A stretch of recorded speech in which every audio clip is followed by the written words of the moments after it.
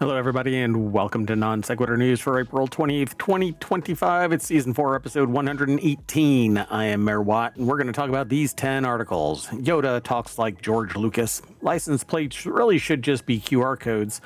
3 hotspots of emerging diseases. A tablet got stuck in business class. Starter homes that cost less than $1 million, and that's a thing? Starter homes that cost less than $1 million? Burpless cows, bone collector caterpillar, Nike fungible tokens, anti-piracy ad doubles as an irony ad, and cash for crowds goes finders keepers. That and more over here on Non-Sequitur News. It's all aggregated by hometown.com. It's a huge news aggregator that I use every single day to manage my information overload. Go over and check it out.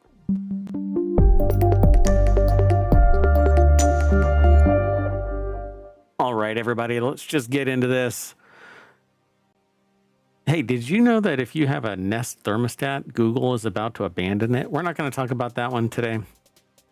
Anyway, I just saw that when I loaded up the page over at Hometown. Go check it out. So the first article is reveals why Yoda talks like that. George Lucas does. So the Star Wars creator recently settled a long-standing question about the Jedi Master. I think it's because Yoda talks like George Lucas. I don't really know because I haven't read the article. That's how this works. My reaction is the reaction that I would normally have when I'm reading something for the first time because I'm actually reading it for the first time. Oh yeah, I did. So if you want the articles and you're over on Twitch, you can hit !NSN. They're all embedded already over on YouTube, so just look in the description. Justin Carter put this article together. It's over at gizmodo.com. There have been so many questions Star Wars fans have asked over the years, and why does Yoda talk like that? Well, since his debut in Empire Strikes Back, the old Jedi Master has spoken backwards. How are you doing? For anyone else is doing, how are you? Is for Yoda. That was my Yoda, but it's because I haven't heard Yoda in so long that I forgot how to talk like Yoda. I could do a pretty good impression, but anyway. George Lucas was asked about Yoda's peculiar speech patterns during a recent anniversary screening for Empire, and his answer, I had to figure out a way to get people to actually listen, especially 12-year-olds. He went on to explain that since Yoda is a philosopher for Luke, the way that he spoke had to feel significant, and if you speak regular English, people won't listen that much. So if you add an accent, it's really hard to understand. And I know people that they cannot pick up an accent. They can't just, if it's not English and straightforward English without an accent. And I know that that's all subjective, because one person's accent is another person's accent, Like if you have a quote unquote heavy Irish accent and you are listening to somebody and that's where you've always grown up and you've never really heard just plain, I don't know, West Virginia accent, then you'll sit there and go, what the hell? I don't understand your accent. It's so harsh American versus, the American sitting there going, it's so harsh Irish, but whatever, break out of your mental loop and try to understand what somebody is saying. And if you don't understand it, just go, okay, hold on a second. I don't quite understand.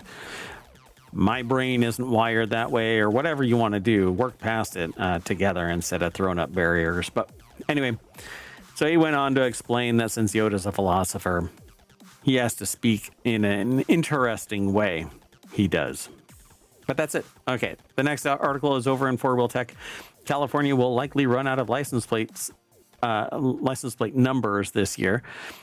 This article is over in Jalopnik. This car should not be allowed on the road, as a matter of fact. I just saw this when I started loading up today's site. list, I was like, why is this car on the road? This shouldn't be allowed. Vehicles have to have their tires covered in most states. I don't know about California anymore. I used to live in California. I don't think I was ever allowed to have naked tires. Anyway, the state of California is synonymous with car culture. It had nearly 13.2 million registered cars in 2023, almost the most of any state, nearly twice as many as the number 2 state, Texas, which has a mere 7.4 million cars. Californians have a uniquely kind of affinity, it says here, for cars, either by innate passion or because those who don't live in the Bay Area are virtually forced to rely on cars to get us around. So, like in San Diego, you can live in San Diego. In San Francisco, you can live in San Francisco. In LA, you can live in San Francisco. You can live in LA. My God, I have the previous town stuck in my head for the next statement. Anyway, so if you're in a big city, like New York, you don't have to have a car. You can ride the bus, and sometimes there's other ways. But most of us that lived in California had to have a car. There was just no way to get from one place to another. So that's why you could have 30 million people in California and everybody has a car. So California has so many cars, in fact, that it's running out of unique alphanumeric combinations for its standard issue, non-commercial issue license plates faster than initially anticipated. And that's because it's only 7 characters and there's only a finite number of those characters along with the numbers and letters. So the most recent issued plates are currently falling in the 9UBA000 to 9UBZ999 range, and the total number of potential combinations for the current license plate orientation can provide over 158 million combinations, not considering any banned combinations. So eventually, the final license plate issued under the current recipe will be 9ZZZ999. I want that license plate. California Department of Motor Vehicles told the Sacramento Bee that it's happening 2 years earlier than previously anticipated. Earlier DMV reports predicted that the state would run out of unique combinations in 2027, but the new registrations increased more rapidly than originally anticipated. During 2023, it was an 11.9% increase in registrations over 2022. So do they not like rotate them out? I thought they... Interesting. In fact, the solution is much less exciting than you hope. The state will soon shuffle its license plate recipe up a bit. Currently, the license plates have 1 number followed by 3 letters followed by 3 numbers. Well, the new recipe will be 3 numbers followed by 3 letters followed by 1 number. So they're just rejiggering stuff a little bit. They're not actually going to run out. It's just going to change. But this car should not be allowed on the road. All right, let's keep going. The next article is over in Technology Today. Pandemic potential. Scientists discover 3 hotspots of deadly emerging disease in the U.S. I'm considering like positive news being the dominant thing, but I don't see news as good or bad so much when we're going through it. Just it is news, and everybody needs to know the news. Don't want to be caught in a blind spot. Sometimes we willfully do that. Most of the time when I'm trying to follow my own advice. Anyway, scientists discover 3 hotspots of deadly emerging disease in the U.S. Virginia Tech researchers discovered 6 new rodent carriers of hantavirus and identified U.S. hotspots, highlighting the virus's adaptability and the impact of climate and ecology on its spread. But this is hantavirus specifically, I guess. The article is over at scitechdaily.com. It's written by Virginia Tech, but published over at scitechdaily.com. Researchers at Virginia Tech basically identified 3 major hotspots for the hantavirus: Virginia, Colorado, and Texas. They also documented 15 rodent species carrying the virus, 6 of which had not previously been recognized as hosts. And all of these findings were published in the journal Ecosphere, or you could probably pronounce that or spell that in a different way. Ecosphere. Be afraid of the ecosystem. It says the project is timely because hantavirus is considered an emerging disease of pandemic potential with symptoms that resemble severe COVID infections. Yeah, hantavirus is a family of viruses that have been identified in regions all over the globe and can reach mortality rates similar to other diseases of high concern, such as Nipah and Ebola. In Asia, hemorrhagic fever with renal syndrome is caused by the hantavirus, Hantaan, the hantavirus. In Europe, that syndrome is caused by the Dobrova-Belgrade virus, and in North and South America, hantavirus pulmonary syndrome is caused by Synombre virus and Andes virus, all hantaviruses. Synombre virus was first discovered in New Mexico in 1993. Anyway, there's a whole lot more over at this article. They talk about new hosts and new insights and the role of climate change because the virus is can spread into other areas because the climate is changing. Then it can actually, instead of being wiped out because it's too cold or too hot, it can spread further or into different areas because the environmental dynamic is changing. Let's keep going. The next article is over in non-sequitur news. A flight carrying hundreds had to divert after someone's tablet got stuck in business class. A flight from LA to Munich had to divert when someone's tablet became jammed in a business class seat. The Lufthansa Airbus A380 flight diverted to Boston over fears the lithium battery could overheat. The diversion meant a 3-hour delay to the passenger's journey. The Lufthansa flight carrying 461 people had to divert after someone's tablet became jammed in a business class seat. So they had to divert, and then, well, that right there is just the brakes from the plane, not the lithium battery being on fire. So the article's over at Business Insider. Milan Sumbi put the article together. And it basically just jammed in the seat. In a statement to Business Insider, an airline spokesperson said that the tablet had become jammed in a business class seat and had already shown visible signs of deformation due to the seat's movements. When the flight diverted, Simply Flying, which first reported the news, said the device was an iPad. The decision to divert was taken to eliminate the potential risk, particularly with regard to possible overheating. And since it had it's signs of deformation, if it was being crushed in that seat, there's a potential for metal inside to poke into the lithium-ion battery, and any air containing moisture getting in there, and you're looking at this thing basically starting a runaway. It says lithium batteries pose a safety risk if damaged, punctured, or crushed. It can lead to thermal runaway. A chain reaction that causes a battery to overheat, possibly catching fire or exploding. And regardless, even if it does just start on fire and not explode, it's off-gassing lithium-ion gas, fumes, smoke, basically, and it's horrendous for people. So smart of them to pull over. All right, the next article is over in non-sequitur news as well. 5 years ago, only 85 U.S. cities had starter homes that cost at least $1 million. Now there are 233. It says the typical starter home costs at least $1 million in 233 cities. A Zillow study found just 5 years ago, only 85 cities had such starter homes. Starter homes, folks.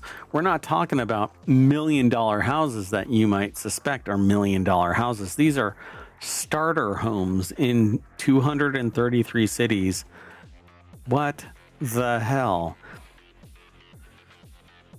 So to define a starter home price, Zillow looked at estimated home values towards the bottom of the market in each city between the 5th and 35th percentile for each area. The article is over at businessinsider.com by Dan Latu and Madison Hoff. And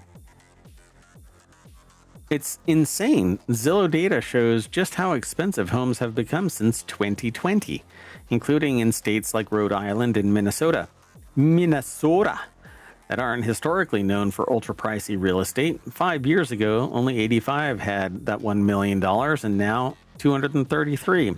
New York with 32 cities, New Jersey with 20 cities, but California led the list with 113 cities, where the typical one is $1 million or higher.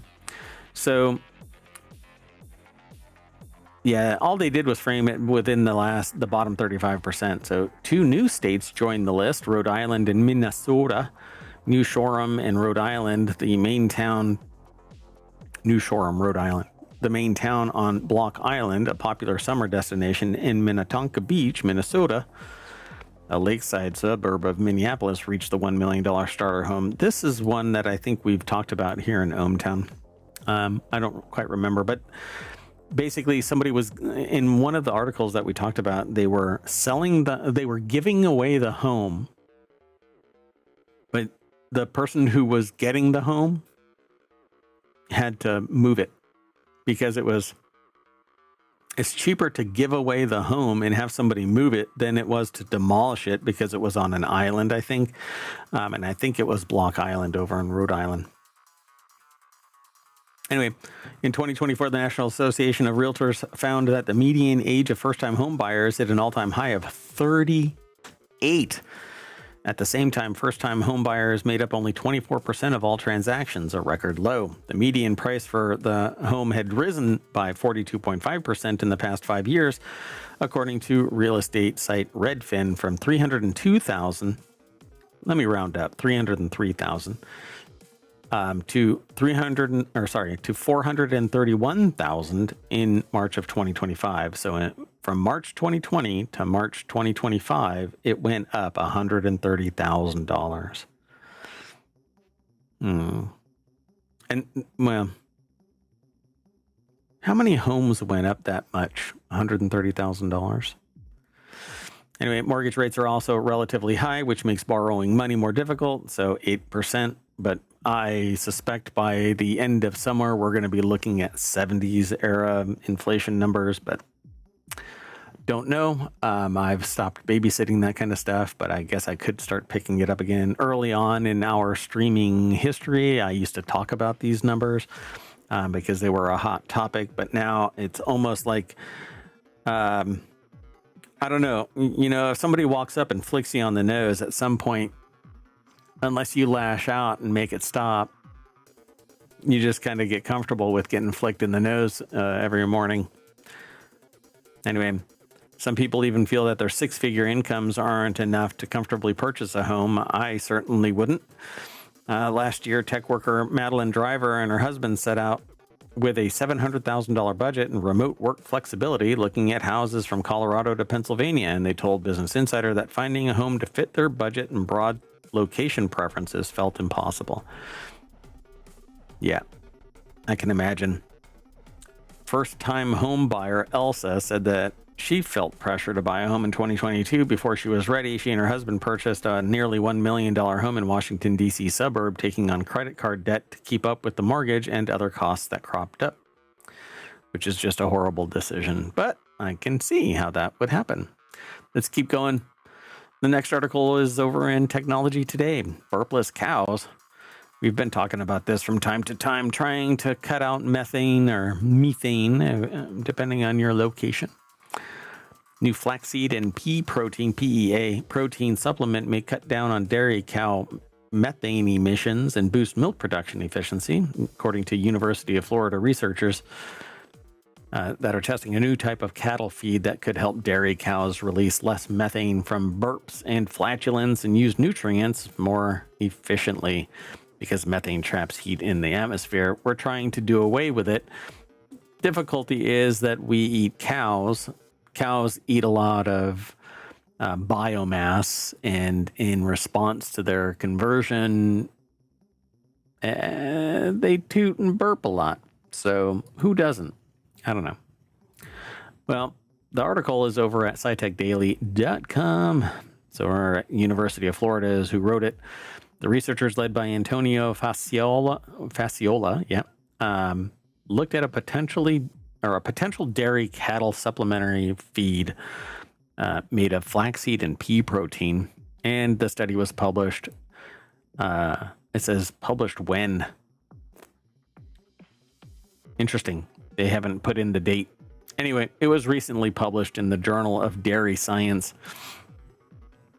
It's a win-win situation. Every time we reduce methane, we keep that energy in the cow's body, said Fasciola. I don't know if that's all that right, but okay.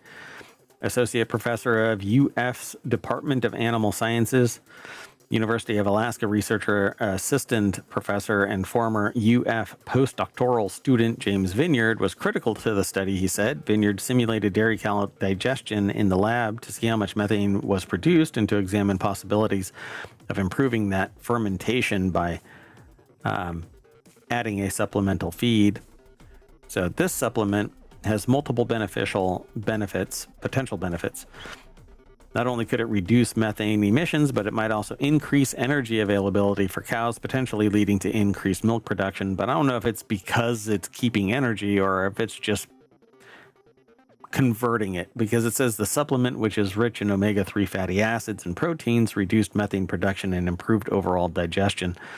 But that might be an element of proteins in a living being.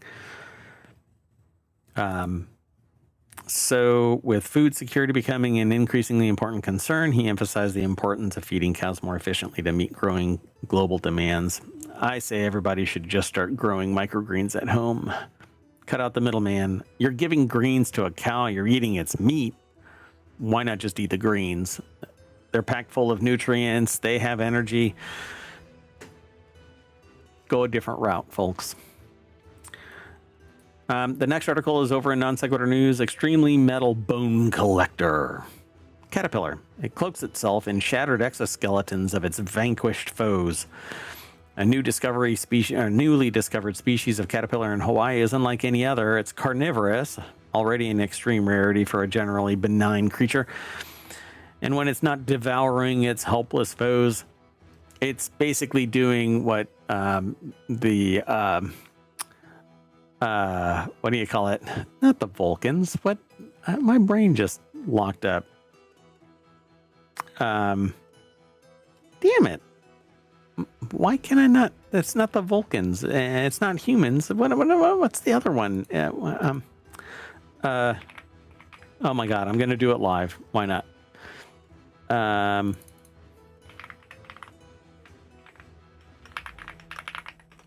My God, why am I having such a hard time with this?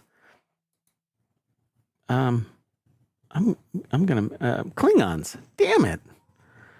Anyway, it's like the Klingons back in the newer version of Star Trek Discovery.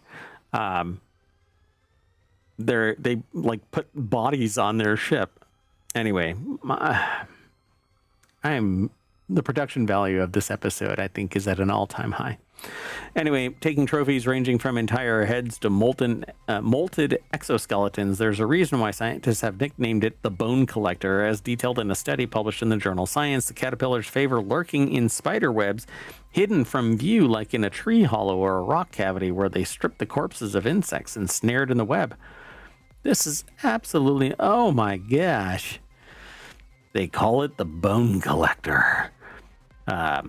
In the Hungry Futurism category by Frank Landemore, this article here has a picture of the caterpillar, I guess, with all of its like stuff super glued to it. We started realizing these things are only hanging out where there are spiders, lead author Daniel Rubinoff said, an entomologist at the University of Hawaii who told this to Ars Technica. It's the sort of thing that you really want to be sure of because it's not just incredible, it's unimaginable. It's remarkable, too, that the caterpillar would tie its fate to a spider, a clear and present danger for both caterpillar and moth alike, said David Wagner, an entomologist. At the University of Connecticut. I'm an entomologist. I study, there's even a video over on Twitter. I'm not going to click it because screw Twitter. So the body part camouflage may look random and haphazard, but it apparently is a carefully curated outfit, somewhere between mortician and tailor. A bone collector will use its mandibles to cut a beetle carapace here and an ant limb there down to size, and are notably picky when it comes to choosing what to add to their suits. It puts the exoskeleton in the basket, or else it gets the hose again. Though what informs its fashion choices is unclear. You just got to ask it.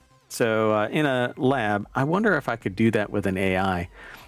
Tell it that it's a bone collector caterpillar and ask it to demonstrate its motivation for choosing a given body part.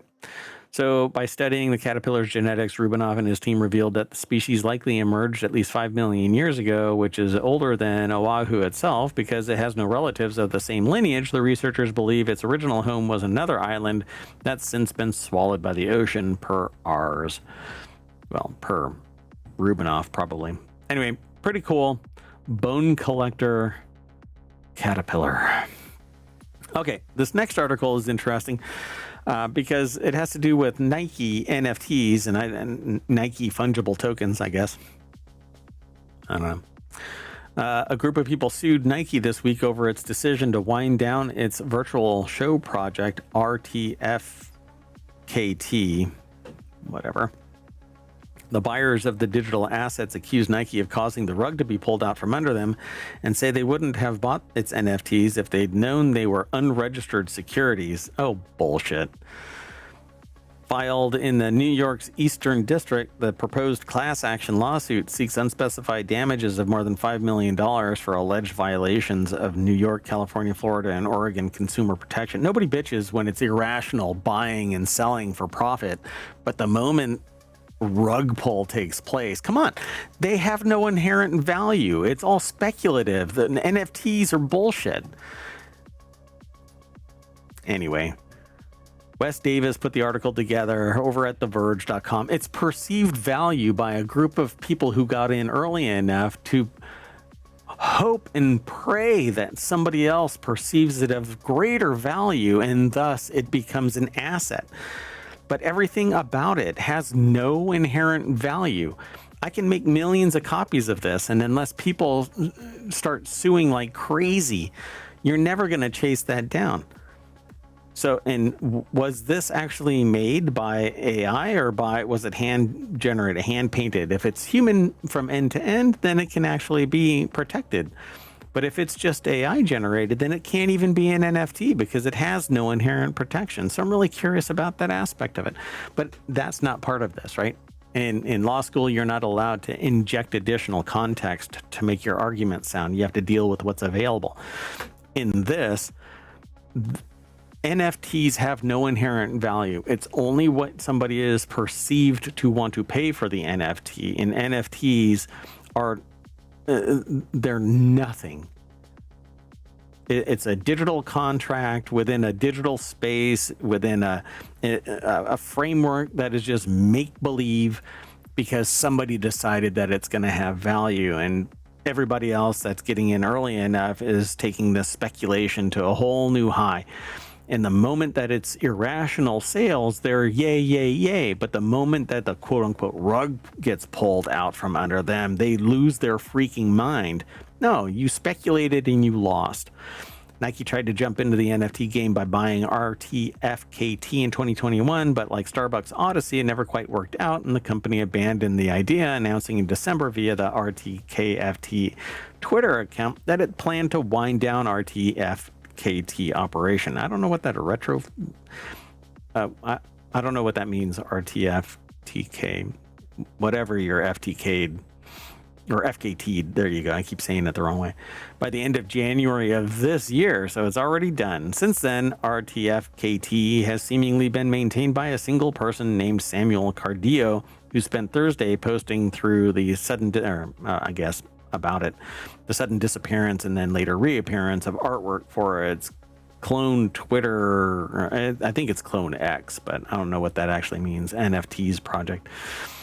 At any rate, it's all speculation, and it's people hoping and praying that this digital convergence into NFT space and blah, blah, blah is going to have legs. And you know what? I really don't like I need to get away from whatever this is on my other screen. Go. All right. So this next article is over in Wanted. Iconic anti-piracy ad may have used pirated font. You wouldn't steal a font, would you? You wouldn't download a car, would you? So stupid. Iconic anti-piracy ad may have used pirated font. It's over at gizmodo.com by Matt Novak. The TV ad, which is available on YouTube, premiered in 2004, and if you haven't seen it already, it's worth taking a stroll down memory lane. It was at the pinnacle of when things were being pirated, riding the high seas of the internets. The ad featured animated graphics that read like, "You wouldn't steal a car, and you wouldn't steal a handbag, and you wouldn't steal a television," whatever. Well, the font is so unique that the PSA is often parodied in a way that you can instantly spot and shows up as a meme on social media all the time. As Torrent Freak points out, the font in the PSA appears to be FF Confidential, created by Just Van Rossum in 1992, and people have long assumed that the people behind the ad used that font. But online sleuths have recently discovered, by looking at the old campaign materials, that the font used was actually called X-Band Rough. It looks exactly like FF Confidential because it was illegally cloned from that typeface, but X-Band Rough was free, and thus it was a pirated version of a font that people had to pay for. Kind of interesting. Simple fact that the campaign materials, PDFs available on the Internet Archive Wayback Machine, since the website is no longer active, were definitely using a pirated font is pretty funny by itself. So it's not just a piracy ad, it's an irony ad. Okay, our last article for the April 28th episode on Sequitur News is over at 4 Wheel Tech. A crowd has declared finders keepers, and if you yell it 3 times after you pick up anything that has been dropped, it's yours. It's like divorce in some places, apparently. I know that's got to be a meme. I don't know if that's actually true or not, but if you yell divorce 3 times, you're divorced. I think that was used in a sitcom somewhere too, like The Office. Anyway, I had heard about that like way back when I was a kid, so it's persisted over the decades. But this crowd declares finders keepers after bags filled with cash fall from an armored truck. Over $300,000 apparently. Colin Woodard over at jalopnik.com put this article together. According to the complaint filed with the cops, with the 5-0, with the Popo, the Brinks Home Security Company truck was driving through Oak Park, a suburb west of Chicago, that architecture fans may remember was once the home of Frank Lloyd Wright, when the back door, not Frank Lloyd Wright's back door, but the back door of the truck opened due to unknown means. That may sound like a couple of expert thieves came out of retirement needing refinancing to perform one last job. The big score. The whole kit and caboodle. But it seems likely that it was just a Brinks employee didn't close it correctly. Could that someone have been an insider the thieves planted to ensure that they got the money they needed? You can't prove it wasn't. So somebody just lost their job, I'm sure. Anyway, the driver claims that they saw between 50 and 100 people, whatever the actual number was. They reportedly made off with about $300,000. That isn't very much per person, so it isn't likely anyone got rich. But on the other hand, who couldn't use an extra $5,000 or so? They say here that that kind of money doesn't go nearly as far as it used to anymore, but it would certainly cover at least a few dozen eggs next time you're at the grocery store. As of Friday, there have been no arrests related to the alleged theft of the alleged cash in the alleged heist of the alleged cash truck in the alleged suburb of Chicago. Okay, I'm done. Anyway, and remember, if you think you saw something or know someone who found some of that cash, no, you don't. That's what they wrote in the article. It's kind of funny. Colin, you're just a crack up. Well, we're going to hop in our money bag, and that's going to bring us back to the front page of ohmtown.com, where you should go and sign up or sign in. We're doing some maintenance in the next 24 to 48 hours. So if the site's down, just come on back. We're trying to do some more optimization. I don't know, man. We're growing pretty big and fast. So and we got to make some changes, make some updates. I'm going to add some more stuff to it, and we're going to keep moving forward. So I hope that you go over and sign up for our Patreon. I need to do something over there. You tell me what you want, and I'll put it over on Patreon. We'll see. But be sure to download all of the podcasts. There's 7 of them that are, 6 that are weekly and 1 that's daily. And everything is posted over on YouTube and here on Twitch. We stream to both. I'm hoping that Patreon lets me stream to them when they activate that. That would be awesome. Because there wouldn't be any ads, because it would be Patreon bound. So it would be behind the Patreon paywall. But there would be no ads. And I don't know, maybe people who are in Patreon, I don't know how that would work. You know, if you're over on Patreon, I guess it's going to be the same as anywhere else that you have to pay. Hopefully they have 4K or something like that, because others don't have 4K streaming. I don't know how they're going to separate themselves. Anyway, that's it. I am done. I'd say something about the AI, but the AI is not here. They're on location performing AI, sentient AI from the future expert system support.